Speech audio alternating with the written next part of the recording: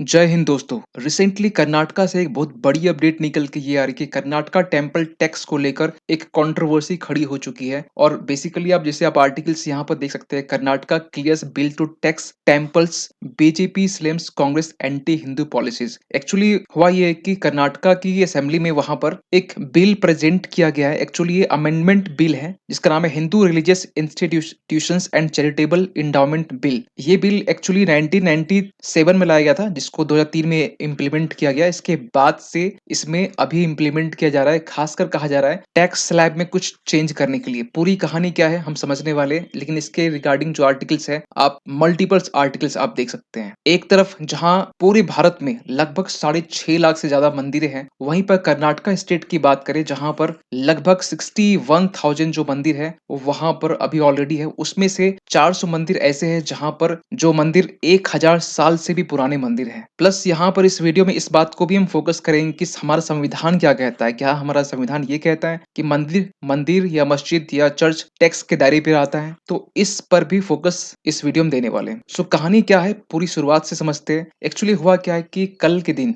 Wednesday के दिन, Karnataka government ने एक बिल प्रेजेंट किया। बेसिकली वो एक संशोधन बिल था, अमेंडमेंट बिल था, जिसका नाम है Hindu religious institutions and charitable endowment bill. और ये बिल जो है अभी फिलहाल तो गवर्नर से असेंट मिला नहीं है, लेकिन हाँ ये बिल जो है असेंबली से पास हो चुका है। और कर्नाटक में आपको बता दें कि वहां पर काउंसिल्स भी है, तो काउंसिल से भी पास ऑलरेडी लगभग हो चुका है। सबसे बड़ा रीजन ये है खासकर इस कर्नाटका टेम्पल टैक्स को लेकर कि इस बिल में एक मैंडेट है कि जो मंदिर 1 करोड़ के ऊपर एनुअली जिनकी इनकम हो रही है, उसे सरकार को 10% टैक्स देना पड़ेगा एज ए इनकम टैक्स। इस चीज का जो प्रावधान है ये बेसिकली इस संशोधन में किया गया है। और इसी एक प्रावधान को लेकर यहाँ पर इतना बवाल मचा हुआ है। आपको बता देना चाहते हैं कि इसमें बेसिकली जो न्यू अमेंडमेंट किया गया है, इसमें कॉमन पूल फंड को प्रपोज किया गया है। बेसिकली आपको बता दें कॉमन पूल फंड होता क्या है। जिस तरीके से आपने सुना होगा कि एनडीआरएफ फंड होता है, जिस तरह से कोविड-19 का फंड आया था, उसी तरीके से ये भी आप मान चलिए कॉमन पूल फंड है, जो बेसिकली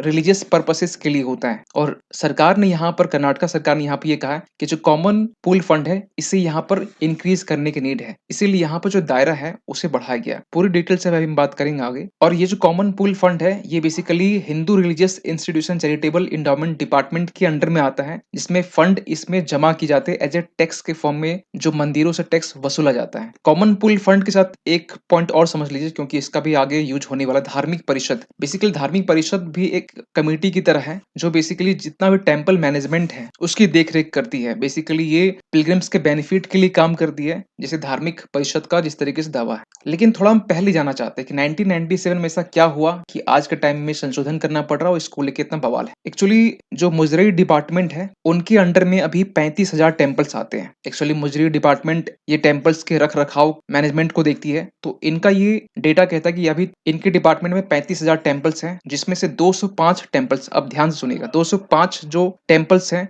वो एक्चुअली ग्रुप ए कैटेगरी में आते हैं। क्योंकि इस टेम्पल्स को, जितने भी यहाँ टेम्पल्स है, उसे ग्रुप ए बी सी में डिवाइड कर दिया गया है। तो ग्रुप ए वाले में 205 टेम्पल जिनकी एनुअली इनकम जो है वो 25 लाख से ज्यादा है। ठीक है, 193 टेम्पल ऐसे हैं जो कैटेगरी बी में आते हैं, जिसकी सालाना जो इनकम है वो 5 लाख से 25 लाख के बीच में आते हैं। और तीसरा जो कैटेगरी है ग्रुप सी का, जो करीबन 34,000 टेम्पल्स है। ग्रुप सी में टेम्पल्स की संख्या ज्यादा है और इसमें 5 लाख से कम वाले टेम्पल्स इसमें है। तो इस एक्ट के तहत में किसे कितना टैक्स पे करना होता है, एक्चुअली आपको बता दें कि इस संशोधन से पहले भी यहाँ पर टेम्पल्स जो है कर्नाटका में वो टैक्स पेमेंट करते आ रहे हैं। जो ग्रुप ए वाले कैटेगरी के टेम्पल्स हैं वो 10% पे कर रहे हैं, जिसकी सालाना जो इनकम है वो 25 लाख से ज्यादा है। और ग्रुप बी जो है जिसकी इनकम 5 से 25 लाख है, वो यहाँ पर 5% टैक्स पे कर रहे हैं। और ग्रुप सी वाले कोई भी कंट्रीब्यूशन नहीं दे रहे हैं। ये पहले से चलता आ रहा है, 2003 से चलता आ रहा है। 2003 क्यों? क्योंकि 1997 में ये एक्ट आया, 2003 लग गया, 5 साल इसे फोर्स में आते हुए, इम्प्लीमेंट होते होते। लेकिन ये नया बिल है क्या? देखिए, नए बिल में यहाँ पर ना कुछ संशोधन किए गए हैं। और संशोधन में ये कहा गया, अब ये जो रेंज था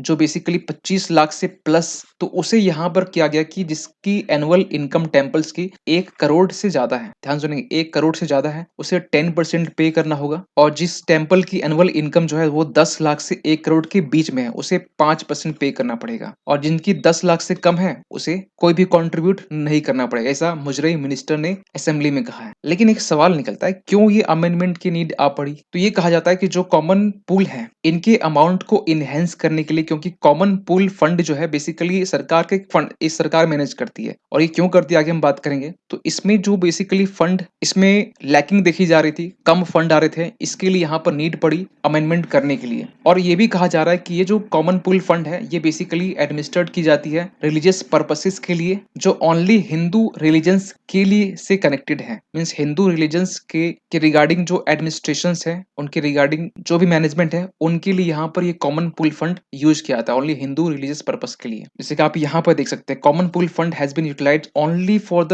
religious purposes of Hindu institutions since the act came into force in 2003। और ये अभी की नहीं, ये तब से 2003 से बेसिकली ये फंड बनाया गया, और ये तब से लेकर आज तक इसी पर्पस के लिए काम हो रहा है। इन्होंने यहाँ पे ये भी कहा, it will continue to be used for the same purposes in the future, और ये सेम चीजें आगे भी यूज होने वाला है, जिस तरीके से कॉमन पूल अमाउंट को इनहेंस किया गया उसके बाद। लेकिन इस बिल का एम क्या है? देखिए, मेन ऑब्जेक्टिव की बात करें तो यहाँ पर ये जो बेसिकली कॉमन पूल फंड है, ये राज्य धार्मिक परिषद इनके अंडर में आएगा, और ये जो बेसिकली है, जो कैटेगरी सी टेम्पल्स है, अभी जो हमने कहा 34,000, इनको यहाँ पर हेल्प करने के लिए, एड प्रोवाइड्स करने के लिए बनाया गया है। क्योंकि ग्रुप कैटेगरी सी के टेम्पल जितने भी, इनकी इनकम्स कम होती है, दान दक्षिणा जो होता है वो कम आते हैं, 5 लाख से कम होते हैं, तो इनको यहाँ पर नीड होती है किसके लिए? तो जो फैमिलीज हैं, जो उनकी फैमिलीज होते हैं, जो पुजारी, जो आर्चक्स मतलब पुजारी होता है एक्चुअली, या फिर अदर जो एम्प्लॉयज है टेम्पल्स के लिए, उनकी वेलफेयर के लिए यहाँ पे यूज किया जाएगा। इवन की यहाँ पे ये भी कहा जा रहा है कि इंश्योरेंस कवर के लिए जो भी पुजारी है, या फिर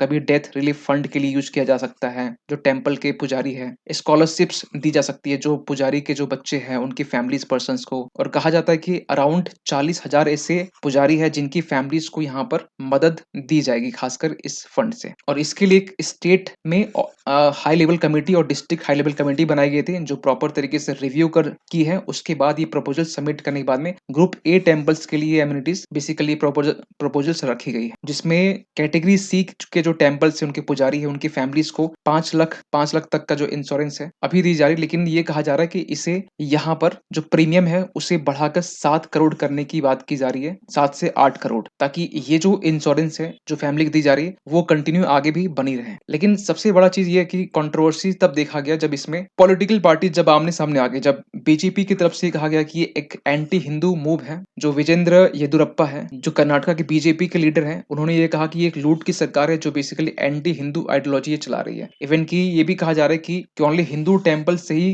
क्यों फोकस किया जा रहा है, और ये इसे टारगेट क्यों किया जा रहा है, खासकर रेवेन्यू के लिए, बाकी अदर रिलीजन्स के लिए ऐसे रूल्स रेगुलेशंस क्यों नहीं है। इवन की यूनियन मिनिस्टर और बीजेपी के जो लीडर हैं राजीव चंद्रशेखर, उन्होंने भी यहाँ पर कांग्रेस को क्रिटिसाइज किया, खासकर इस बिल के लिए। दूसरी तरफ कर्नाटका की गवर्नमेंट है, उनके तरफ से भी खासकर क्लैरिफिकेशंस दी गई है, और कहा गया कि बेसिकली कर्नाटका के जो चीफ मिनिस्टर सिद्धारमैया, उनके तरफ से कहा गया है कि ये जो एलिगेशंस जो बीजेपी की तरफ से लगाया जा रहा है, ये बेसिकली एक पॉलिटिकल गेन के लिए किया जा रहा है। और यहाँ पर कर्नाटका गवर्नमेंट है जो बेसिकली यहाँ पर और टेम्पल्स के हितों के लिए सोच रहा है, क्योंकि यहाँ पर जो टेम्पल्स की इनकम 10 लाख एनुअल इनकम है, उसे यहाँ पर फ्री किया जा रहा है, टैक्स फ्री किया जा रहा है। ये चीजें ऑपोजिशन को नजर नहीं आ रही, इस तरीके की बातें यहाँ से निकल के आ रही है। इवन की सिद्धारमैया के ट्विटर हैंडल्स में कुछ चीजें पोस्ट की गई, और यहाँ बताया गया कि किस तरीके से हमने 1997 में जो एक्ट लाया था उसमें कुछ पॉइंट्स दिए गए थे। जो ये पॉइंट्स है, यहाँ पर कुछ पॉइंट्स आपको हम दिखाना चाहते हैं। इसमें बताया जा रहा था कि कुछ एलिगेशंस जो बात की जा रही है, उसके लिए एक प्रूफ है कि हमने नियम और कानून के तहत हमने ये अमेंडमेंट लाया है। इसके लिए यहाँ पर जो statement of objects and reasons यहाँ पर है, खासकर जो Hindu religious institutions and charitable endowment act 1997, इसमें यहाँ पर कुछ पॉइंट्स रखा गया, जिसमें कहा गया कि कॉमन पूल फंड के अमाउंट को इनहेंस किया जा सकता है। इवन की यहाँ पर जो लास्ट पॉइंट यहाँ ध्यान दीजिए, certain other consequential amendment are made, कभी भी ये अमेंडमेंट संशोधन किए जा सकते हैं according to the needs. Even की यहाँ पर ग्रुप ए टेम्पल्स के लिए भी यहाँ पर बात की गई कि डिस्ट्रिक्ट लेवल में, स्टेट लेवल में जो कमिटीज है वो बनाई जा सकती है। और एक इंटरेस्टिंग फैक्ट ये है कि ये जो basically Hindu religious institutions and charitable endowment act 1997, ये इसकी अगर नींव देखें ना, तो इसकी नींव आप 1926 में देख सकते हैं, जब ब्रिटिश एरा के टाइम में मद्रास रिलीजियस इंडोमेंट एक्ट आया था 1926। उस टाइम में ये जो एक्ट आया था, ये रिलीजियस प्लेस को मैनेज करने के लिए, या हम ये टैक्स को कलेक्ट करने के लिए भी लाया गया था, जो मेन पर्पस था उस टाइम ब्रिटिश एरा का। वही पर्पस कहीं न कहीं जब देश आज़ाद हुआ, उसके बाद में इसी का नाम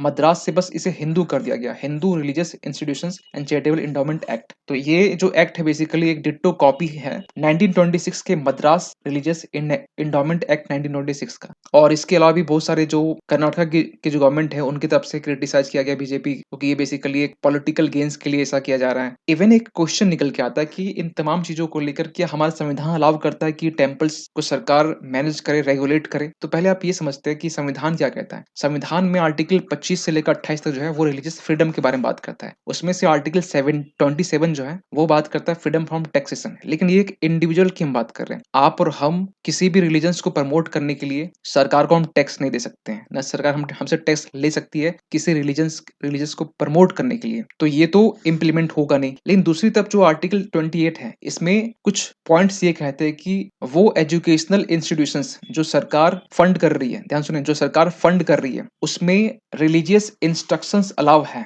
रिलीजियस इंस्ट्रक्शन अलाउ है जिसमें सरकार फंड दे, जो एजुकेशनल इंस्टीट्यूशंस है। और जो स्टेट फंड नहीं कर रही है उसमें बिल्कुल अलाउ नहीं है। तो यहाँ पर क्वेश्चन ये उठता है कि टेम्पल से सरकार यहाँ टैक्स कलेक्ट कर रही है, ना आर्टिकल 28 में फिट हो रहा है, ना 27 में फिट हो रहा है, मतलब ये संविधान में नहीं है। लेकिन एक सवाल निकल के आता है कि फिर भी जिस तरह से सरकार हिंदू टेम्पल्स को कंट्रोल करती है, क्या ये हमारे संविधान का वायलेशंस है? एक सवाल निकलता है, क्योंकि फंडामेंटल राइट जो है वो एक इंडिविजुअल के लिए, आप और हमारे लिए, कि हमसे सरकार टैक्स नहीं ले सकता। लेकिन यहाँ पर उल्टा हो रहा है, एक टेम्पल से सरकार टैक्स ले रही है क्योंकि टेम्पल्स में रिसोर्सेज ज्यादा हो रहे हैं, अर्निंग ज्यादा हो रही है, डोनेशंस ज्यादा हो रहे हैं, इसलिए यहाँ पर सरकार मैनेज कर रही है। ये संविधान में ऐसा कोई पॉइंट लिखा हुआ नहीं है। लेकिन फिर भी आप ज्यादातर देखेंगे कि जो भारत है उसमें नॉर्थ और साउथ में अगर थोड़ा सा हम जाए तो साउथ वाले टेम्पल्स में अगर जाएंगे, साउथ स्टेट के टेम्पल में, वहां पर ज्यादातर जो टेम्पल खासकर कर्नाटका हो चाहे तमिलनाडु हो, वहां पर सरकार जो है टेम्पल्स को मैनेज करती है। किस नाम पे? कि आपके पास में रिसोर्स ज्यादा है, डोनेशन ज्यादा है, इसलिए यहाँ पर इसे रन करने की नीड है। क्यों? क्योंकि जो और भी छोटे टेम्पल्स हैं, छोटे टेम्पल्स को प्रॉपर तरीके से रन किया जा सके, उनके जो